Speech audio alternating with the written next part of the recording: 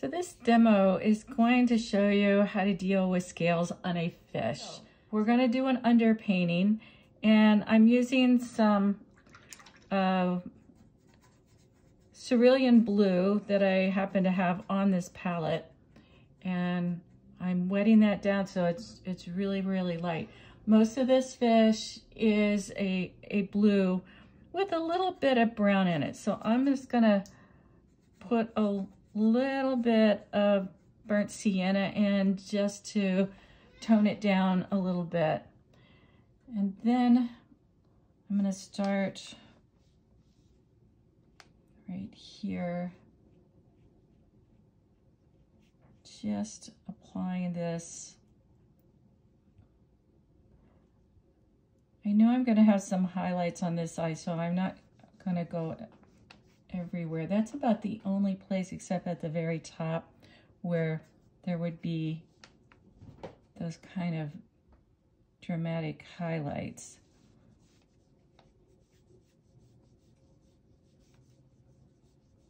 And I'm just going along, adding this in. Now, I've got some yellow that's going to go in along the top here. So I'm not going to put my blue there because I know if I do, I'm going to get green. So I want to be really careful about how much I'm bringing this blue up into this. And actually, I don't really want it there. So I put some water there and I'm blotting it to get rid of that blue. I'm bringing it up to this lateral line on the fish, and then back into the fins. And then later on, I'll paint the background in. I could have done the background first, but I want it to be darker, so that's why I'm leaving it till I get the fish in, because basically this fish is pretty light. And I know I went over the edge a little tiny bit. It doesn't matter because my background's going to cover it, so I'm not too concerned there. I want it to be darker towards the bottom here, so I'm just going back in and adding more color, building up those values. And because it's wet on wet, it's blending into what's there.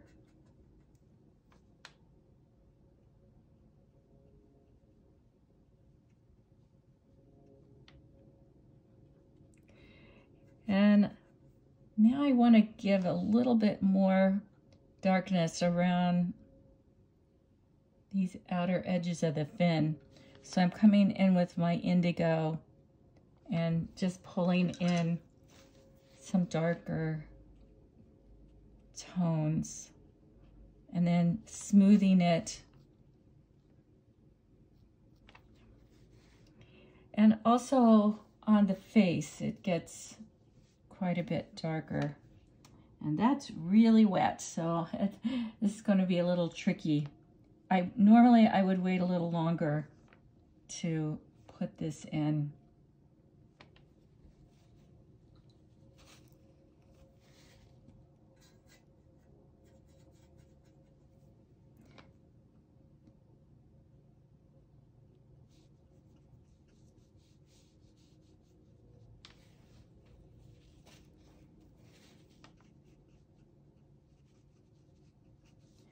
All right, so I'll let that dry and then to come back and do more. All right, I'm ready to come in and add the yellow to the top of this fish here, and I'm using Winsor Lemon watercolor. I also have some sepia here, watercolor, in case I need it, because it's a nice dark brown, almost black. So add some water to this yellow and this, I'm only going to add it to the parts that are going to be lighter, not the dark stripes.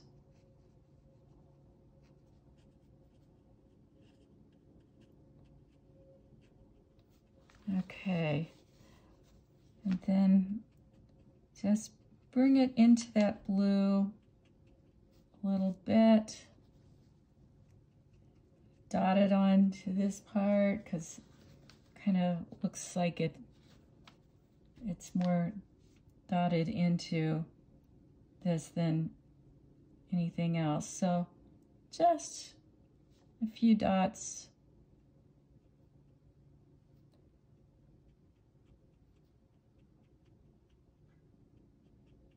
Kind of carries it through. All right.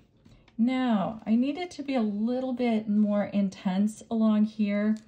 So, and this one, this yellow doesn't have a lot of orange in it. And I kind of would like to have it a little warmer yellow. But that's what I've got right here, so that's what I'm using. Okay, if I wanted to though, I certainly could go in with, this is a Spectrum yellow. Ugh, it's all dried up. I have another, which is a little bit of a warmer yellow. All these colors have their slight differences, and the only way you know is experimenting. And yeah, it does mean buying a tube of paint, but that is much warmer. I like that for this fish. So just dotting that on in a few places. And give it a couple dots down here. Okay. And this has kind of bled on me a little bit more than I wanted it to. So I'm going to see if I can just take some of that up. I can always come in at the end and with little dots of yellow if I want to do that. All right. Yep, these really did bleed. I'm gonna have to come back in at the end and do that. Now, so to get the look of fish scales, I already have them pretty much drawn out there. I'm gonna switch to a smaller brush.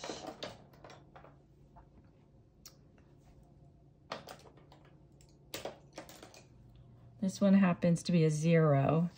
And with my sepia, which I'm gonna mix with a little bit of white.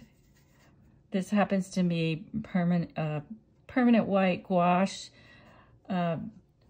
which I think will work pretty well for this. I'm gonna just throw in a little bit of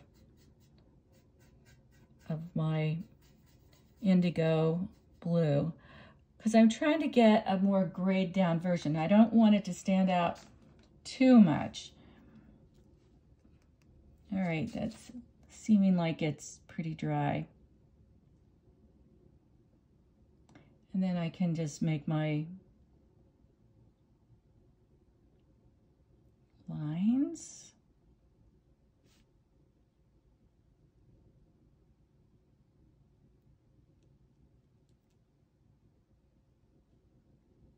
Kind of using what I've got here.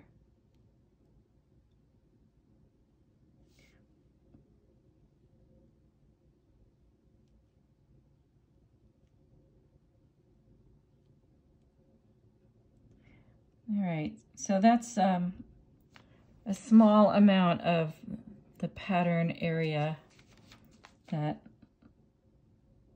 I'll be working with.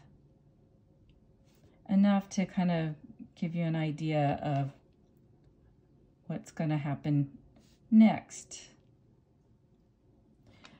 Okay, so now I'm just going to take that more watered down and just kind of dot some of these edges of intersection.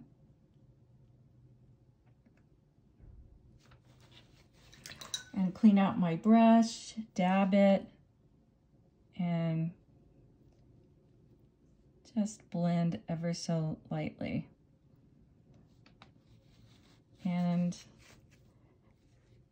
you can even just blot the whole thing if it's looking too intense.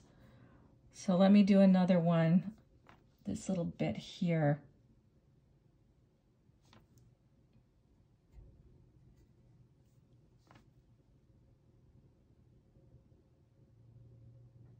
I'm going a little bit into where the black stripe is going to be, and you'll see why in a minute. Because I don't want to have an edge that's too distinct. Then it just looks like a painted edge, and so this really changes at this point. So I'm not going to work into that too much. All right. And it gets very dark along this top edge. So I'm just going to bring this line down here. And again, just bring some color, drag it into these areas. And then take the color out of my brush and dab it with a paper towel. And then I can kind of blend it in a little bit. And if it needs to get darker, where you can come back in and add a little bit more. It's just a matter of building. You're building it up and seeing what works.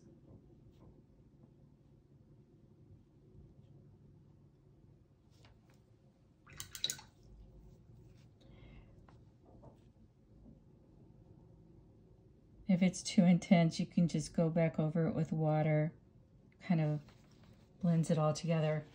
Now to get the dark stripe, I'm going to go back to my larger brush for a minute and use my sepia. And I'm looking for the lightest values. That's what I'm putting down, and it's pretty dark. So if I'm going in with this one,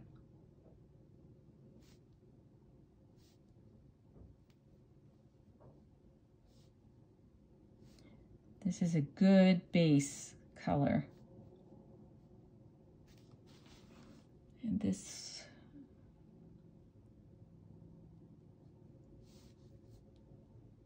kind of wraps around this fin.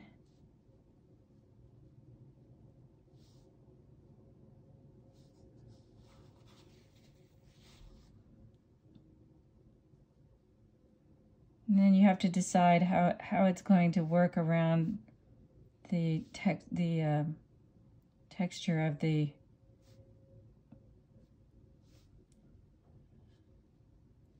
all these little areas. Okay, the next one. Because it's not a straight line, so you want it to give it some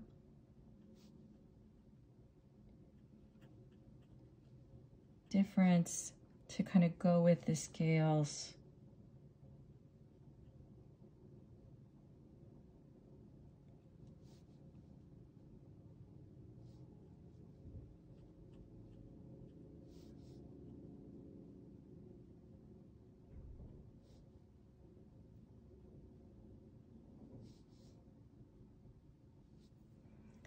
And a couple more.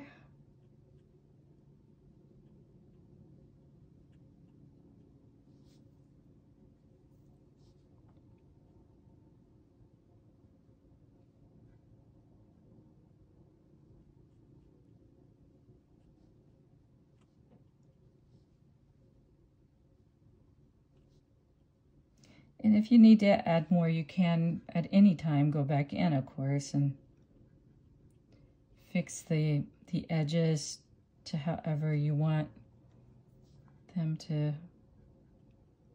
look. So that's kind of basic stripes. So we've got our lightest dark areas in. Then I can come in with my smaller brush. And this time I'm gonna work with black. This happens to be ivory black. And just like we did on the lighter areas, we can take,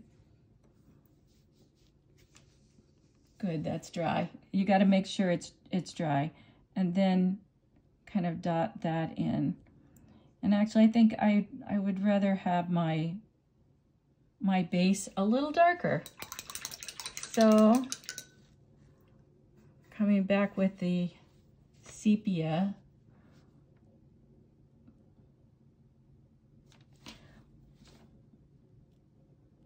and make sure it's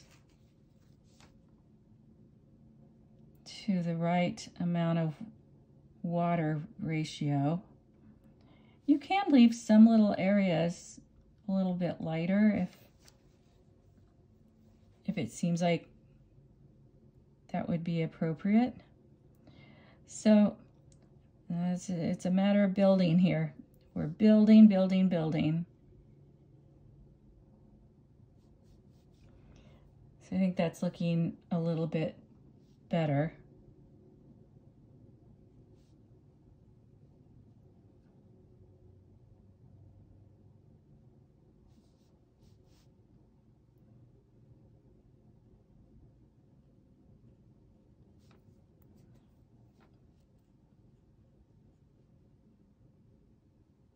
Because it does need to be pretty dark overall.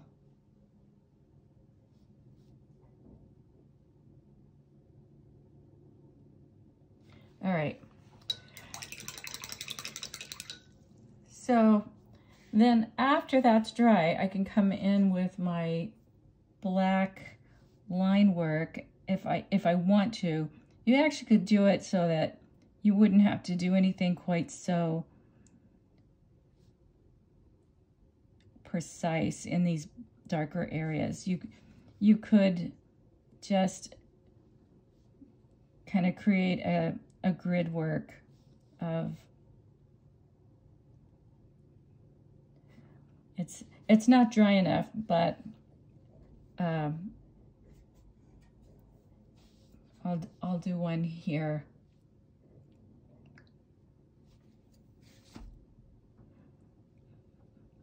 Alternatively, you could come in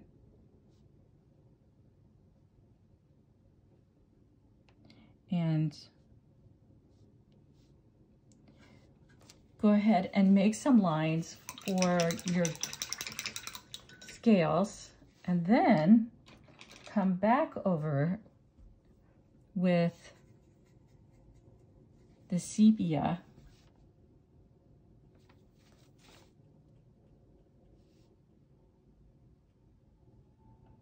it all blended together. Okay, well that didn't work. So I think adding the little bits of black over it, but you really do have to wait till it dries. And in my rush to show you, I'm not waiting.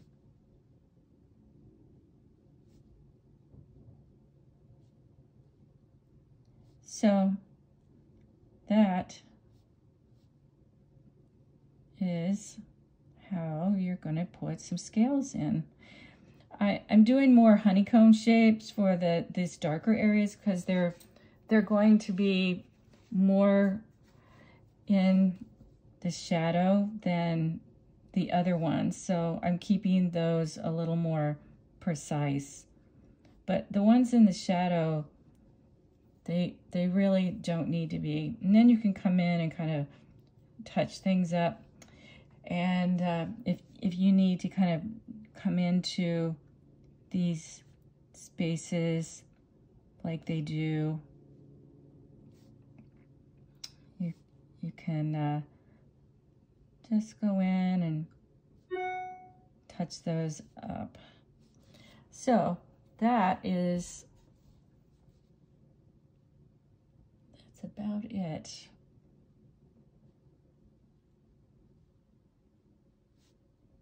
Now that this is dry, I can kind of go along there and put a few more lines in. So there's scales. If you needed to add highlights at the end, you can take permanent white gouache, works best because it is so opaque.